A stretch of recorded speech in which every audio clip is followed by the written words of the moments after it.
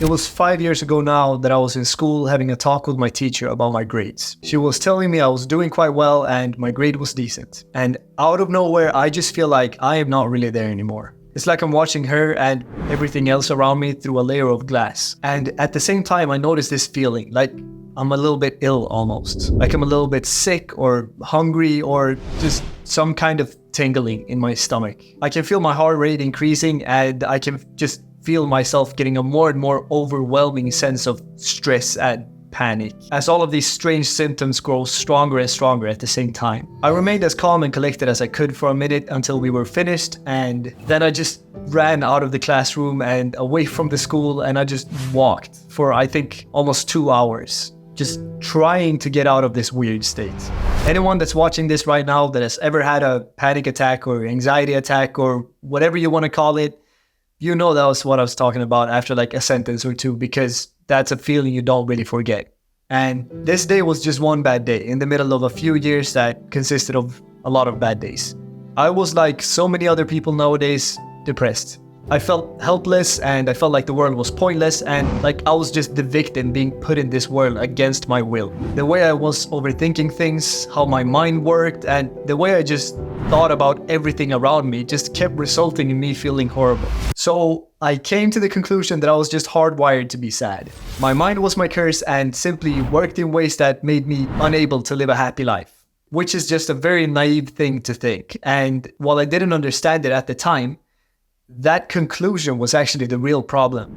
The world was not the problem. My horrible mind was not the problem. The problem was that I thought that that was the case, that I believed that was who I was. I know many of you probably got a bit upset from the title of this video, and I understand that. I would have been as well a few years ago, because you don't feel like it's a choice. And here's the thing, it may not be a choice to be depressed, but it's a choice to continue being depressed.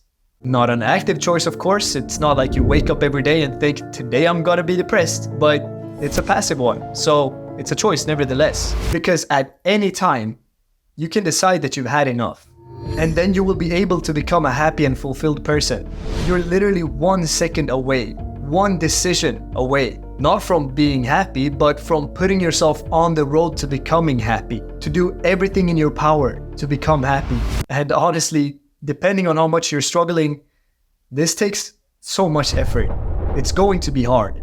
But here's the thing, you might not have thought about this and it might be kind of hard to hear, but it's easy to be depressed because it takes literally no effort. If you do nothing, that's where you'll end up. And it feels hard. It's really tough to be depressed. It feels awful all the time, but it's the result of you choosing the easy route. You choose the easy route every time you're given the decision to do something that's actually good for you. It's easy to sit at home all day and just feel bad for yourself. It's easy to be lethargic and unmotivated, and it's easy to play video games and watch Netflix all day.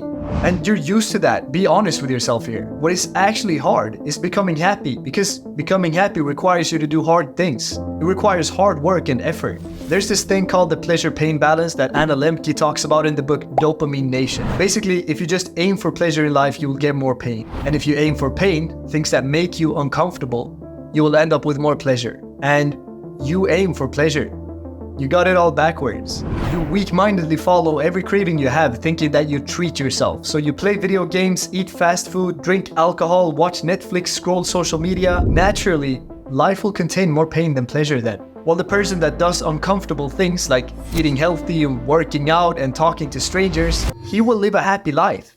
The thing is, these pleasurable things like gaming and scrolling social media and Netflix and pornography as well and all these other things, they release so much dopamine, which first of all makes them addictive, but also secondly, it depletes your body's pool of dopamine, which means that the baseline of dopamine that's circulating your body gets lower, much lower. And this baseline of dopamine is actually what determines how happy and especially how motivated you are. So you probably guessed it already. A low dopamine baseline has a very direct link to being depressed. So you're choosing depression by having these garbage habits. But since it is a choice, it's actually a very good thing, because that means you can actually get out of it as well. You can just choose to be done, like I did, for example, 2 years ago now. And here's another thing that might upset you. You've probably accepted that this is your life now, and your depression is out of your control to fix. And I think there's a very simple explanation for the psychology behind it. Firstly, you've made it part of your identity. Like, who would you be if not this depressed person? I think this especially goes for people that have expressed their depression through a lot of different things, like through coloring your hair and tattoos and piercings. Secondly, thinking it's outside of your control to work on relieves you from the responsibility of actually fixing it. Simply put, it's a way for you to not have to work on it. This is you choosing the easy route again. And thirdly, in many cases, it's a way for you to get extra sympathy and attention from the people around you. And because of social media especially, we crave this more than ever. So at the end of the day, you just have to decide if you want to sit at home, be weak, and feel bad for yourself for the rest of your life, or accept that this is something you can actually work on. And obviously there might be things that have brought you here that are completely unrelated to the pleasure-pain balance. Like, for example, you could have trauma, but that's not really an argument here because that's also something you can work on. It might just take a little bit of extra work. So you can choose to be the guy that continues this toxic lifestyle, lives a miserable life in the victim role, or you can be the guy that's willing to change. The guy that will look back on his mental health issues like a period to be grateful for, because he learned from it and got out of it, instead of wasting his whole life living in it. So my question is, what guy are you going to be? If you chose the second, you just improved a little bit. You're 1% better than you were yesterday. If you're willing to make that 2%, watch this video next. If you're willing to make that 3%, subscribe and watch many more. If you want to improve even more, you can click the link down below for a free call with me. I'll help you improve as much as possible, and if you want to talk about the things stated in this video, I can help you with that as well. I'll talk to you soon, brother. Earn your sleep.